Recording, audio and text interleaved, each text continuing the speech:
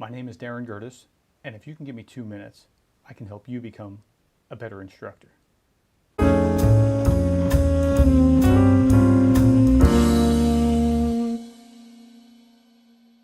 Video, I want to show you how to add a user to a Blackboard course. So let's go into Blackboard. That's our first thing. Once we're in Blackboard, you select the course that you want to add the user into. And so I'm going to go to Busy 624 right here. And I go down to, let's see, I go down to users and groups. And it gets a little tricky. You click on users. And then once you click on users, you're going to click on find users to enroll. And then once you do that, you put in the name of the user. So I want to put in D. Brandon, and I click browse. Now, you also have to make another choice here. So here, I'm going to click Diana Brandon. I want to add her.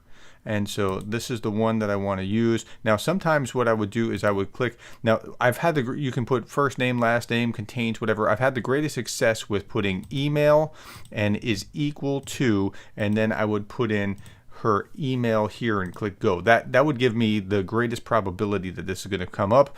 I don't know why, it's just a weird fluke in the system. Then I would click on her email. I would click submit.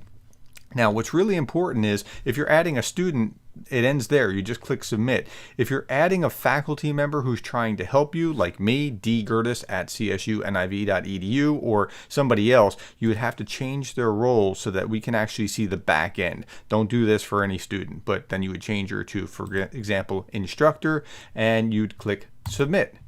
And then you would just double check and make sure that she's actually there. She is there, and that's it. Now be careful if you're adding people, because if you add somebody who's an instructor and you click here and you click remove someone from the course and click OK, it's going to say, sorry, it'll say here, cannot remove instructor users from course. Only system administrator users can remove instructors from the course. So just be careful with that. If you need to give somebody else permission, you can give them teaching assistant permission, and they can do a lot. Unless it's something very heavily back end, like I need to really alter something, you want to use students for student, teaching instructors for others, and then instructor if we really need to get into it. Okay? So that's all for now.